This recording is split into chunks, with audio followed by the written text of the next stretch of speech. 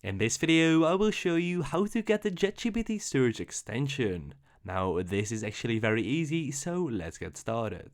ChatGPT just launched a new update which allows you to basically chat with Google within ChatGPT. So what you can do is you can tap on search the web over here, and now you can ask anything. What's the weather in Dubai tomorrow, for example, and now it's gonna tell me the weather in Dubai tomorrow. But if you want to get the extension, you can tap on your name over here and then tap on get ChatGPT search extension. This will redirect you to the Google Web Store, and you can add this extension to Chrome. Tap on this and tap on either install, and then tap on add extension. And now your extension is installed to Chrome. Now what we can do is we can open a new tab and we can search anything that we want.